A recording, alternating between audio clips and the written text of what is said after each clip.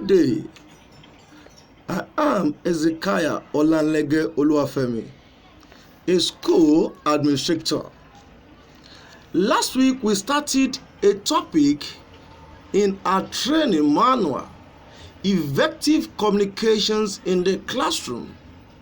And last week we were able to look at the meaning of communications, importance of effective classroom communication. Do not forget that I told you that any teacher who wants to be effective must develop his or her communication skill. Today we'll continue from where we stop. What are the points to note about classroom communication? Number one, classroom communications must be a two-way process, not one way, not one-sided. As you know that in a classroom we have teachers and we have students. When a teacher teaches, he gets feedback from students. The same thing when a student has question, he or she expects teachers to respond. Number two, communication is beyond talking alone. A teacher must not talk alone in the class. It involves listening, writing, reading, and gesticulating. A teacher must also gesticulate in the class. Number three, communication in the class is not complete until feedback has been obtained. It's not complete until feedback has been obtained. When a teacher teaches, before a teacher goes to class, he or she must have prepared his lesson notes, and in his behavioral or instructional objectives, he will have stated something he wants to achieve by the end of the lesson. After he or she has taught, he or she must ask students questions based on what he has taught to know whether they really understood the topic or not. That is feedback. He or she must get back from students to know if they have understood the topic. That is why communication in the class is not complete until the feedback has been obtained from the students. That is number three. Let's look at the types of communication. There are three types of communication. We have verbal communications, we have written communications, and we have non-verbal communication. Verbal communication, that has to do with talking and listening. Written communication, that has to do with writing and reading. And we have non-verbal communication, that has to do with sign language.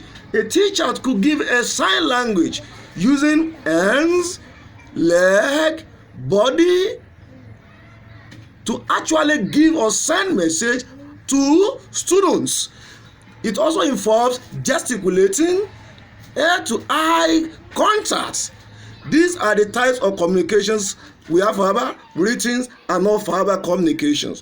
What are the purpose of communication? There is need for a teacher to know the purpose of communication. Purpose, why is transferring idea, why is transferring information, why is transferring instructions or an idea or ideas or feelings. Number one, teachers communicate to inform. You communicate to inform your students, to get them informed. And you know that if you are not informed, you will actually be deformed. You give information to students. Number two, you communicate to instruct students. Tell them what to do. Give them instruction. Number three, you communicate to persuade them. Number four, you communicate to motivate students. A teacher must know that one of the purpose of communication is to motivate students. Now, what are the elements of communication? There are four elements of communications. Number one, encoder. An encoder, that is the sender. In a class, teacher is the sender. We have decoder, and decoder in the classroom, that is receiver, and the receiver in the classroom is student. Now we have the channel, that is channel through which you're going to pass the information, you're going to instruct the students, and that could be in a physical classroom. Sometimes it could be through dailies, sometimes it could be through television, and some other means of impacting knowledge to students. Even sometimes it could be through play-away method for you to be able to achieve your objectives. Now we have the message. That is what a teacher intends to pass. That is your content. And a good teacher must actually master the content, must understand the content he or she intends to pass across to students. There must be mastery of the subject matter, and that is what I've just told you now. Those are the elements of communication.